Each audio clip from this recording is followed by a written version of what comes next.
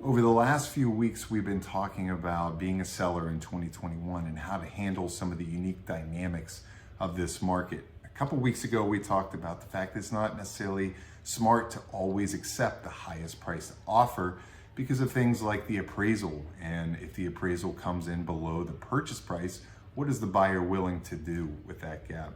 But there are also other terms that are really important to consider. Now, it depends on your situation, but a lot of sellers are buying their next home, and so they need to think about what puts them in the right situation to handle doing both of those things at once. So some of those other terms that are important are, is a buyer really flexible in their closing date? Are they willing to align with exactly what you'd like for your closing date? Beyond that is a contingency for you finding suitable housing. So a date written into the contract that if you don't find a house that you love by that date, you either renegotiate or you're able to back out.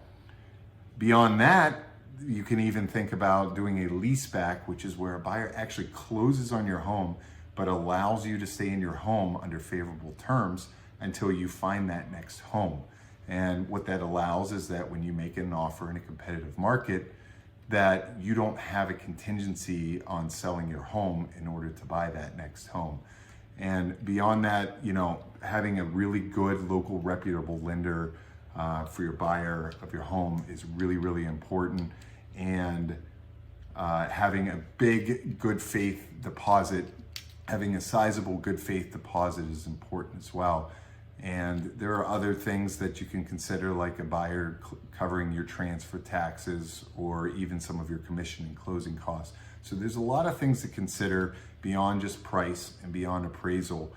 If you have any questions about that, I'd be happy to talk to you. Ask me any questions, and I'd love to talk about it. Thanks.